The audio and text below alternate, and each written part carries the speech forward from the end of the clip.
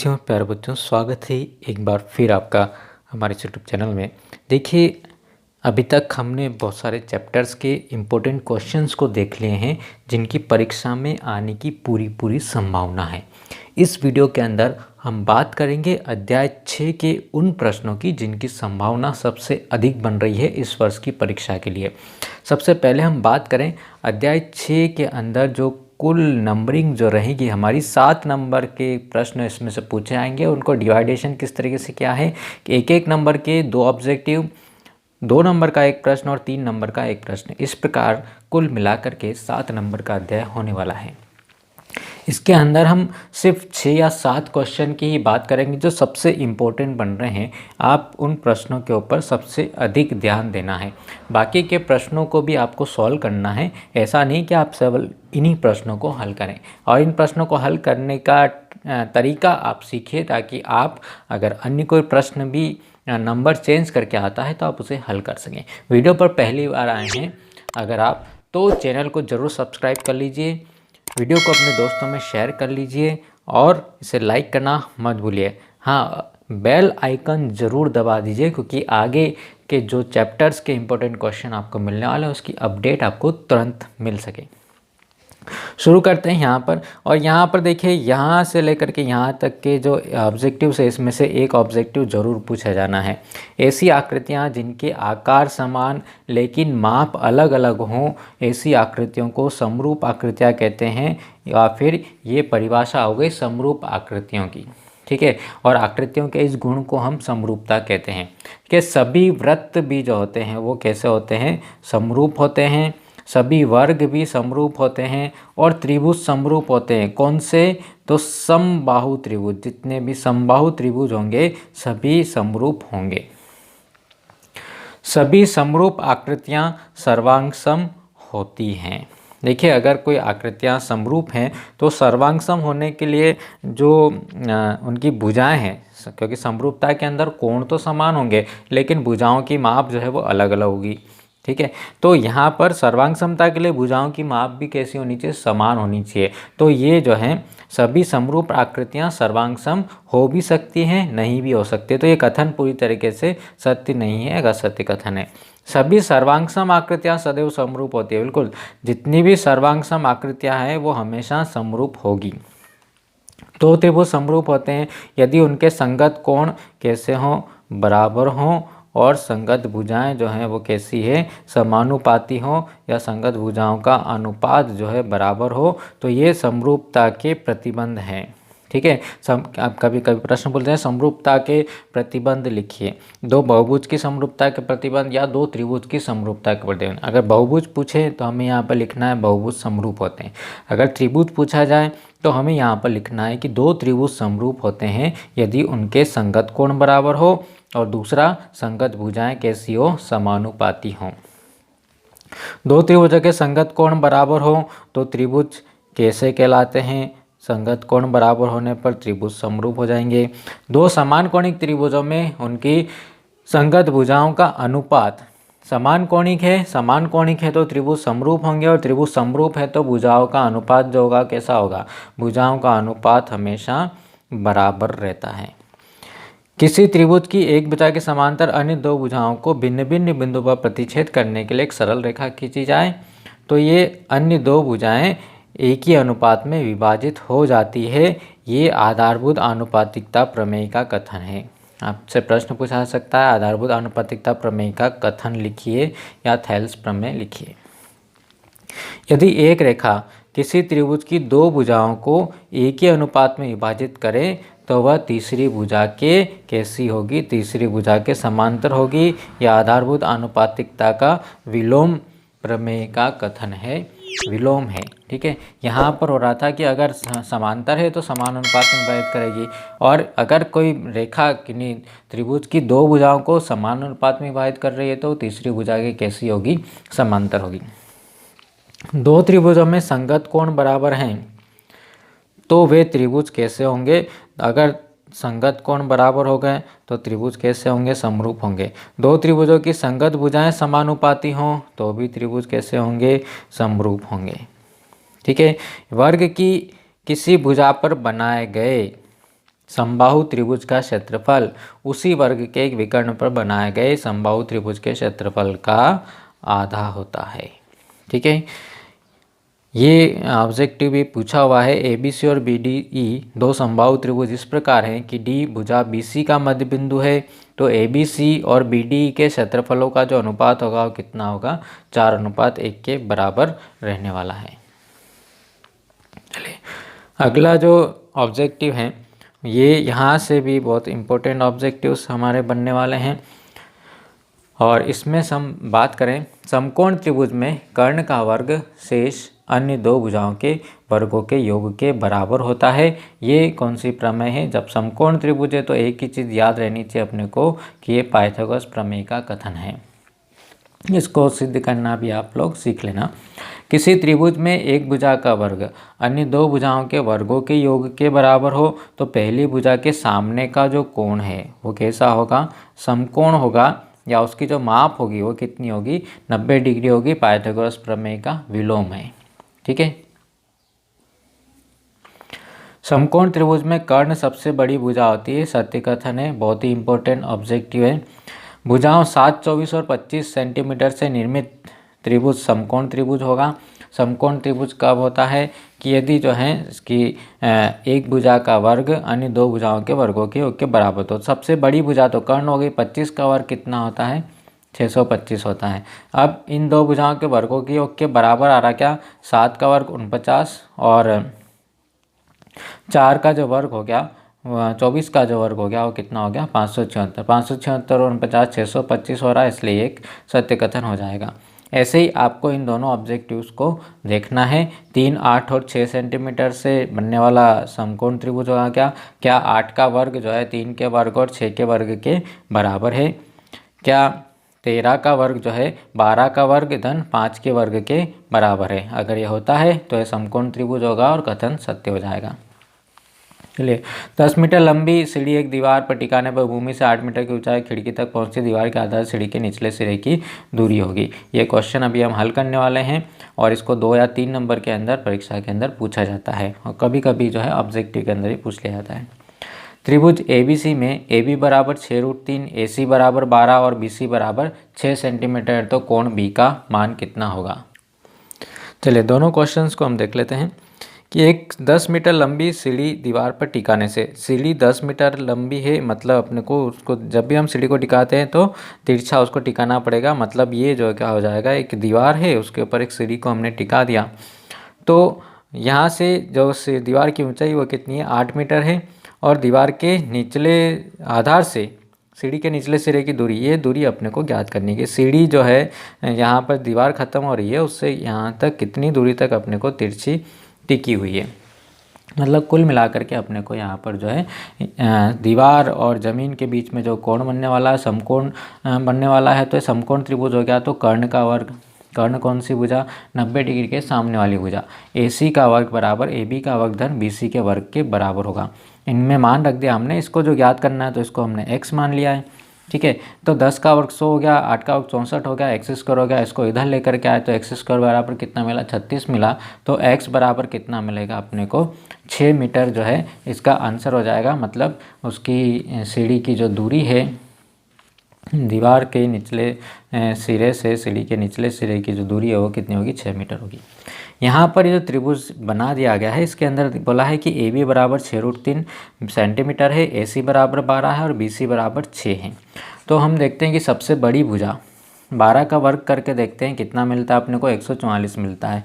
क्या अन्य दो भुजाओं के वर्गों के योग के बराबर है? तो 6√3 का वर्ग किया और 6 का वर्ग किया। ठीक है, 6√3 का वर्ग मतलब 6 का वर्ग 36 हो गया, √3 का वर्ग क्या होगा? 3 हो जाएगा। √3 गुना √3 3 मिलेगा, धन 6 का वर्ग 36 मिल गया। कुल मिलाकर के 36 का गुना 4 बार हम कराएंगे, कितना मिल रहा है? 144 मिल रहा है। और यहाँ पे 12 का वर्ग भी 144 अपने को प्राप्त हो रहा है। जब किसी त्रिभुज में दो भुजाओं के वर्गों का योग तीसरी भुजा के वर्ग के बराबर है तो बड़ी भुजा के सामने का जो कोण होता है, ये वाला जो कोण बनेगा वो कितना बनेगा? समकोण बनेगा। यानी कि ये जो कोण मिलेगा अपने को, इसका मान अपने को मिलेगा 90 डिग्री मिलेगा। आगे हम बात करें तो ये प्रश्नावली 6.2 का पहला प्रश्न है। इसके अंदर अपने को जो है दोनों स्थितियों के अंदर क्या ज्ञात करना है, x का मान ज्ञात करना है। मतलब इस पहले क्वेश्चन के अंदर अपने को जो है EC का मान ज्ञात करना है और सेकंड वाले चित्र के अंदर अपने को AD का मान ज्ञात करना है, जिसको हमने क्या मान लिया, x मान लिया। इस प्रकार से चित्र में जो मान दे रखे हैं और साथ में दिया है, चूँकि D समांतर है BC के, तो आधारभूत आनुपातिकता प्रमेय से ये अन्य दो भुजाओं को, त्रिभुज की दो भुजाएं, इनको समान अनुपात में विभाजित करेगी। समान अनुपात में अर्थात AD बटे DB का अनुपात AE बटे EC के अनुपात के बराबर होगा। दोनों के लिए ऐसा ही होगा। अब हमने AD और DB का मान रख दिया है 1.5 और 3 सेंटीमीटर, ठीक है। AE का मान 1 है और EC का मान x है।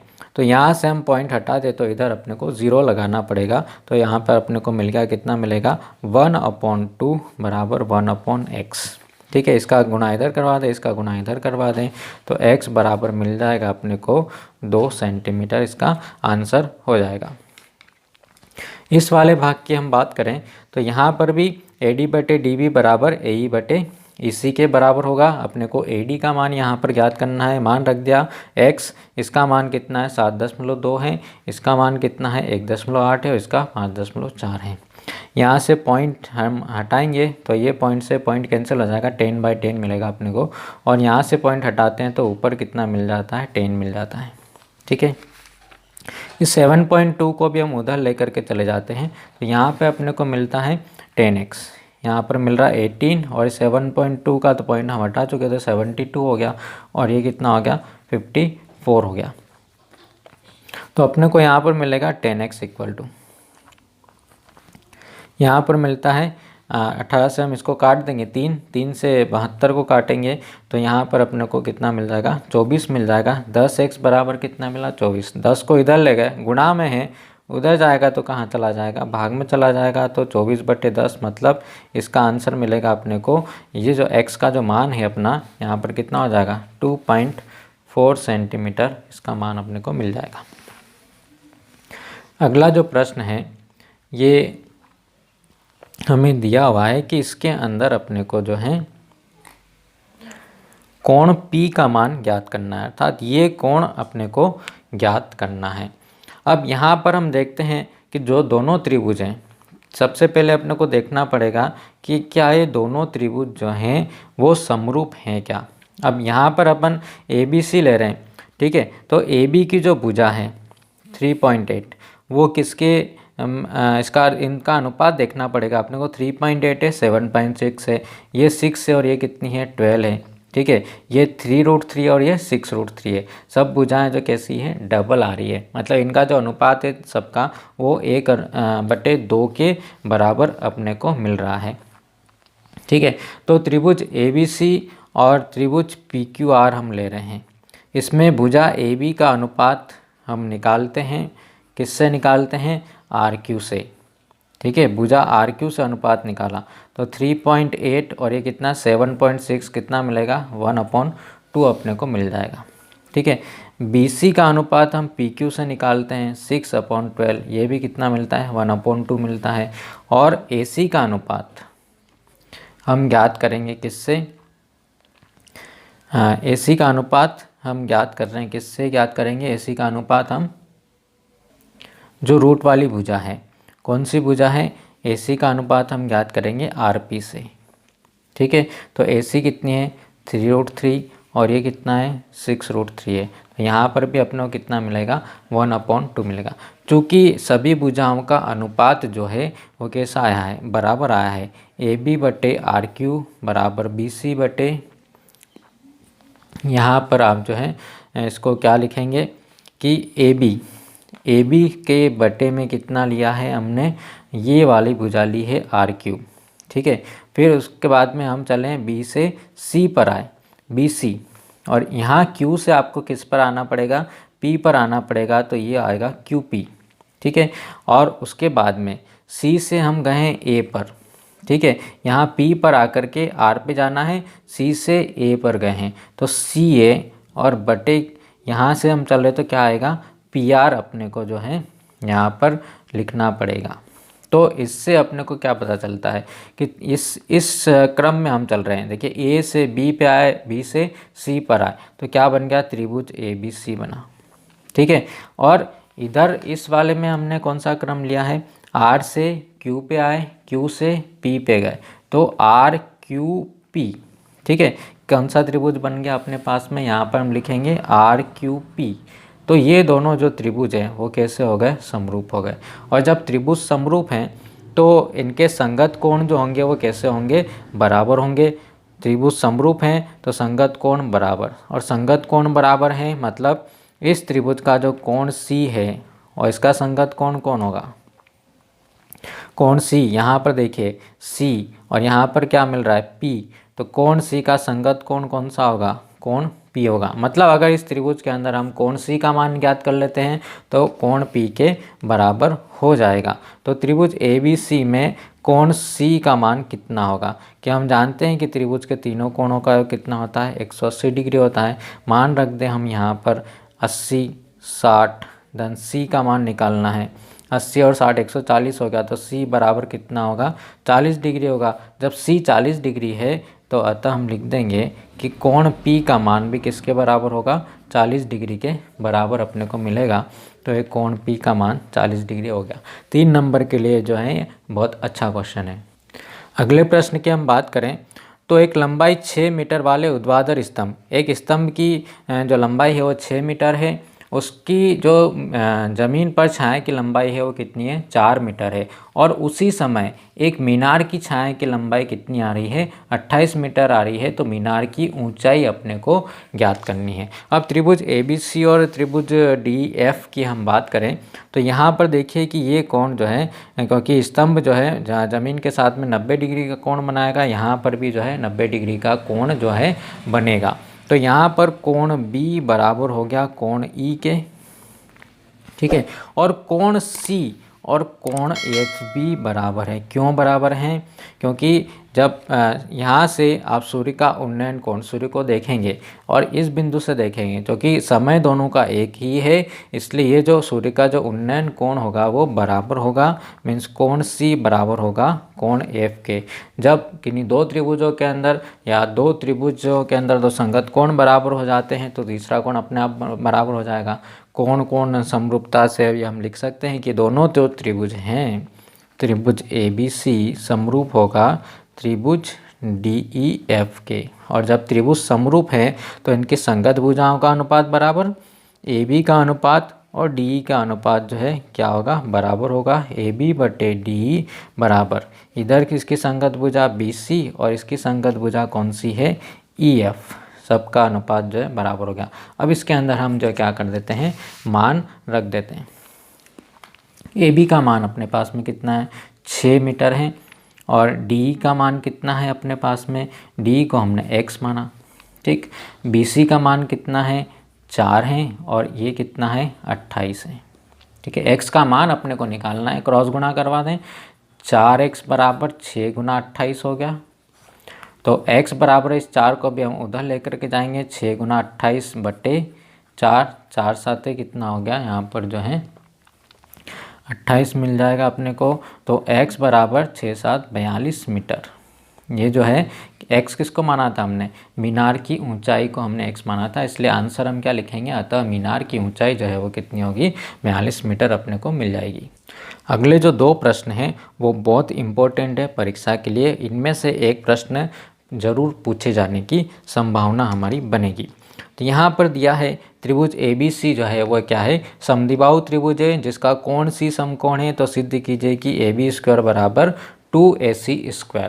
जो दिया है उसको लिख लिया है कि त्रिभुज ABC एक समकोण त्रिभुज है। ठीक है, क्यों, क्योंकि इसमें कोण C अपने को समकोण दे रखा है। ठीक है, और AC बराबर BC, ये जो भुजा है और ये भुजा दोनों बराबर हैं। क्यों, क्योंकि ये समद्विबाहु त्रिभुज है। समद्विबाहु त्रिभुज जिसमें दो भुजाएं आपस में बराबर हो, समद्विबाहु त्रिभुज कहलाता है। तो ये सिद्ध करना है। तो जब भी समकोण त्रिभुज आ गया, जब समकोण त्रिभुज आ गया तो क्या होगा, आपको पता है पाइथागोरस प्रमेय। समकोण त्रिभुज ABC में पाइथागोरस प्रमेय से, पाइथागोरस प्रमेय क्या कहती है कि कर्ण का वर्ग, कर्ण कोण जो 90 डिग्री का जो कोण है उसके सामने वाली भुजा सबसे बड़ी भुजा होगी और उसका वर्ग यहाँ पे कौन है, ए बी है। ए बी का वर्ग अन्य दो भुजाओं के वर्गों के योग के बराबर ए सी के वर्ग के बराबर होगा और बी सी के वर्ग के बराबर होगा। मतलब ए बी का जो वर्ग है वो किसके बराबर होगा, ए सी का वर्ग। और देखिए बी सी किसके बराबर है, ए सी के बराबर है, क्योंकि समद्विबाहु त्रिभुज है। तो बी सी बराबर ए सी है, तो यहाँ पर भी हम कितना लिख सकते हैं, ए सी स्क्वायर लिख सकते हैं। तो अगली स्टेप में अपने को इसका आंसर मिल जाएगा, A B square equal to 2ac square. यही अपने को जो है सिद्ध करना था।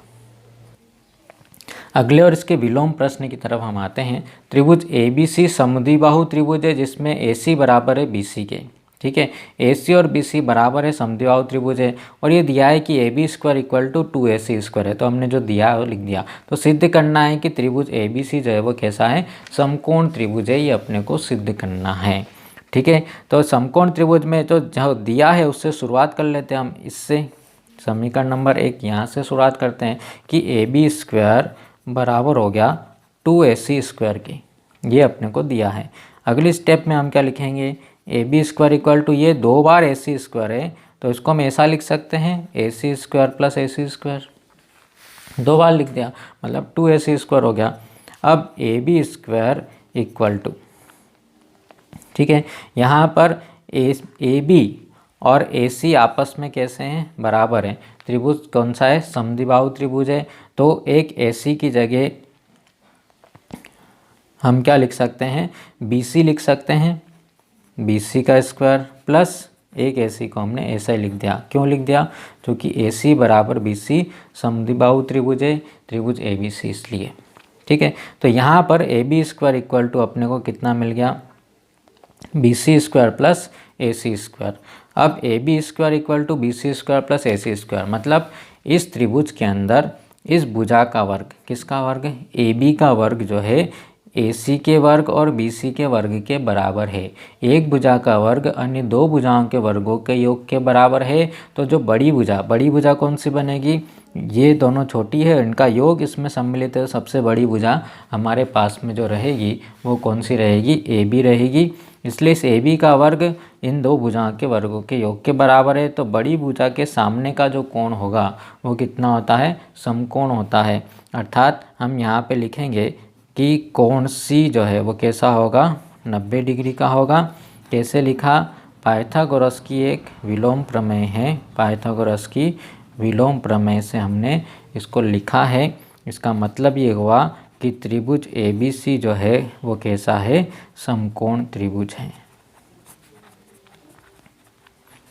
तो इस प्रकार से प्रश्न हमारा जो है हल हो जाता है।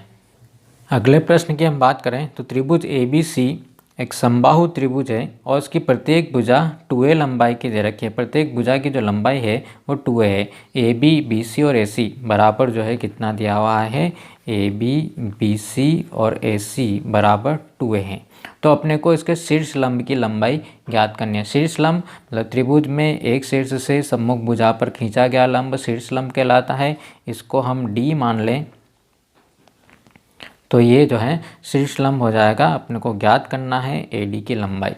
अब अगर समबाहु त्रिभुज है तो शीर्ष लंब जो है इस भुजा को समद्विभाजित भी करेगा, मध्य बिंदु भी होगा। तो यहाँ से लेकर के यहाँ तक की जो दूरी है वो कितनी हो जाएगी, A हो जाएगी। और शीर्ष लंब बोल रहे हैं मतलब ये जो कोण मिलेगा अपने को वो कितना मिलेगा, 90 डिग्री का कोण मिलेगा। कोण ADB या ADC, कोण ADB और कोण ADC बराबर कितना मिल गया, 90 डिग्री का अपने को मिल जाएगा। तो त्रिभुज ADB जो बनेगा, त्रिभुज ADB कैसा बनेगा, समकोण त्रिभुज बनेगा। इसलिए हम यहाँ पर लिख देंगे समकोण त्रिभुज ADB में कौन सी प्रमेय, जब त्रिभुज समकोण होता तो एक ही नाम याद रखें, पाइथागोरस प्रमेय। समकोण त्रिभुज होना जरूरी है पाइथागोरस प्रमेय से। कर्ण का वर्ग, कर्ण कौन है, AB बराबर लंब का वर्ग मतलब AD। और आप चाहें तो इसको हमको क्या ज्ञात करना है, ये मान ज्ञात करना, तो इसको हम क्या मान लेते हैं, इसको हम x मान लेते हैं। AD का वर्ग धन दूसरी भुजा BD के वर्ग के बराबर रहेगा। अब AB का वर्ग जो है वो कितना है, इसकी लंबाई 2A है, 2A² हो गया। AD मतलब x² ज्ञात करना, और BD ये इसको आधा आधा कर देती है, पूरी भुजा जो थी वो कितनी थी, 2A थी, तो यहाँ से लेकर यहाँ तक की लंबाई जो कितनी हो गई, A हो गई, तो ये कितना हो गया, A² हो गया। 2 का वर्ग 4, A का वर्ग बराबर x² प्लस A²। इस A² को हम इधर लेकर के आते हैं तो कितना मिल जाएगा, 3A² इक्वल टू x² मिल जाएगा, या x² इक्वल टू हम लिख दें 3A²। तो x का जो मान है वो कितना मिल जाएगा अपने को, √3A²। अब ये A पे वर्ग है तो A तो वर्गमूल से बाहर आ जाएगा और अंदर बच जाएगा, सिर्फ कितना मिल जाएगा, x का जो मान है अर्थात शीर्ष लंब की लंबाई AD जो है वो कितनी हो जाएगी हमारी, A√3 सेंटीमीटर या A√3 मीटर अपने को मिल जाएगी। अगले जो दोनों प्रश्न हैं वो भी बहुत इंपॉर्टेंट है, पाइथागोरस प्रमेय के सवाल हैं और इनका आना भी जो है लगभग तय है परीक्षा के अंदर। ठीक है, क्वेश्चन नंबर 9 है एक्सरसाइज 6.5 का, 10 मीटर लंबी एक सीढ़ी दीवार पर टिकाने पर। अब सीढ़ी जो है वो हम तिरछी टिकाते हैं, तो मतलब ये क्या हुआ कि ये हमारी सीढ़ी हुई AC वो कितनी हो गई, 10 मीटर लंबाई की हो गई। ठीक है, ये भूमि से 8 मीटर की ऊंचाई पर स्थित एक खिड़की तक पहुंचती है। यहाँ पर इस खिड़की की जो ऊंचाई है, मतलब दीवार की ऊंचाई जो AB बराबर है वो कितना हो जाएगा, 8 मीटर हो जाएगा। तो दीवार के आधार से सीढ़ी के निचले सिरे की दूरी ज्ञात की। दीवार का आधार यहाँ, इस सीढ़ी के निचले सिरे की दूरी मतलब इस बिंदु C की दूरी अपने को ज्ञात करनी है, अर्थात BC बराबर अपने को निकालना है कि ये कितने मीटर की दूरी होगी। अब ज़मीन पर दीवार जो टिकी होती है वो कितने डिग्री का कोण बनता है, 90 डिग्री का कोण बनता है। तो यहाँ पर अपने पास में जो त्रिभुज बन गया वो कैसा बन गया, समकोण त्रिभुज ABC। और जब से समकोण त्रिभुज बना तो क्या मिल गया, पाइथागोरस प्रमेय। चाहे तो आप सामान्य से लिख दें, कर्ण का वर्ग बराबर लंब का वर्ग धन आधार का वर्ग, और इसमें कर्ण कौन होगा, 90 डिग्री के सामने वाली भुजा हमेशा कर्ण रहती है। तो AC² बराबर AB² प्लस BC²। ठीक है, AC का वर्ग मतलब 10 का वर्ग बराबर AB का वर्ग मतलब 8 का वर्ग, और BC का वर्ग मतलब कितना, इसको x माना। यही प्रश्न उस ऑब्जेक्टिव के अंदर भी अभी हमने हल किया है, तो इसको हम जल्दी से लिख देते हैं, धन x², या x² बराबर मिलेगा 100 माइनस 64 यानी कि 36 मिल गया, और x का जो मान मिल गया वो कितना मिल गया, 6 मीटर मिल गया। मीन्स BC जो है वो कितना हो जाएगा, 6 मीटर अपने को प्राप्त हो जाएगा। ये इसका जो है आंसर अपने को मिल गया। नेक्स्ट क्वेश्चन है, ये उदाहरण नंबर 11 है, आप इसे हल करने का प्रयास कीजिए। पूरा पाइथागोरस प्रमेय का सवाल है, ठीक ऐसा ही सवाल है। ठीक है, तो एक सीढ़ी दीवार पर इस पर टिकी कि निचला सिरा दीवार से 2.5 मीटर की दूरी पर, ऊपरी सिरा भूमि से 6 मीटर की ऊंचाई बनी खिड़की तक पहुंचता है, तो दीवार सीढ़ी की लंबाई ज्ञात करनी है। अब यहाँ पर जो इसमें कर्ण ज्ञात करना है, ये भुजा और ये भुजा अपने को दे रखी है, तो आप आसानी से इस प्रमेय का उपयोग करके जो है इसको ज्ञात कर सकते हैं। इस वीडियो में इतना ही, मिलते हैं हम अगले वीडियो के अंदर कुछ इंपॉर्टेंट प्रश्नों के साथ में। आप अपनी परीक्षा की तैयारी अच्छे से करते रहिए, कल का दिन और हमारे पास में है, तब तक हम अच्छे से तैयार करें इन प्रश्नों को, और हम आते हैं आपके पास में फिर से कुछ अन्य इम्पोर्टेंट प्रश्नों के साथ में। मिलते हैं हम नेक्स्ट वीडियो के अंदर, तब तक के लिए हैव अ नाइस